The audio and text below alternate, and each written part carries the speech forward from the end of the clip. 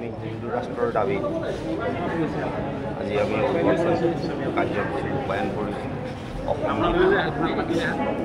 আচলতে আমি আন্তঃৰাষ্ট্ৰীয়ভাৱে এই কাৰ্যসূচী আজি ইয়াৰ পৰা আমি শুভাৰম্ভ কৰি আমি সমগ্ৰ ভাৰতবৰ্ষত আগুৱাই নিয়াৰ আমি চেষ্টা ৰাখিছোঁ আৰু খুব কম সময়ৰ ভিতৰতে আমি হিন্দু ৰাষ্ট্ৰৰ দাবী লৈ আমি ৰাষ্ট্ৰপতি আৰু প্ৰধানমন্ত্ৰী কাষ চাপিম।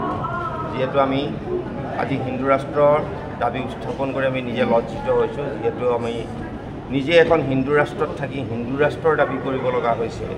যিহেতু আটাইতকৈ আচৰিত যে হিন্দু শাসিত চৰকাৰ সকলো আমি হিন্দুসকল মানে কোনো কাৰণতে সুখী হোৱা নাই বা আমি হিন্দু বুলি ক'বলৈ আমি ভয় কৰি আছোঁ, যাৰ কাৰণে আমি আচলতে আজি দাবী উত্থাপন কৰিবলগীয়া হৈছে আমাৰ সংবিধান সংশোধনীৰ কথা।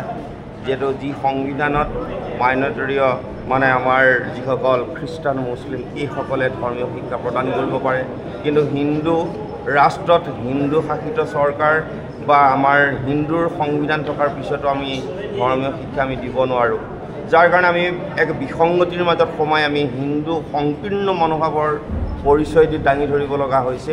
গতিকে আমি আমাৰ যিটো সনাতন সত্তা, এই সনাতন সত্তা যিহেতু সৃষ্টিৰ পাতনিৰ বীজ বুলি ক'ব লাগিব, সৃষ্টিৰ পাতনিৰ পৰা অনাদিকাললৈ ই ব্যাপ্ত হৈ আছে আৰু এই সনাতন শক্তিক আগুৱাই নিয়াৰ উদ্দেশ্যে আজি আমি হিন্দু ৰাষ্ট্ৰৰ দাবী উত্থাপন কৰিছোঁ। আজি কিবা প্ৰস্তাৱ গ্ৰহণ কৰা হৈছে? আজি আমি প্ৰস্তাৱ মোটামুটি আমি 9টামান প্ৰস্তাৱ আমি গ্ৰহণ কৰা হৈছে আৰু ইয়াক আমি কাৰ্যকৰী ৰূপ আমি আপোনালোকৰ আমাৰ প্ৰস্তাৱখিনি আমি প্ৰেৰণ কৰিম।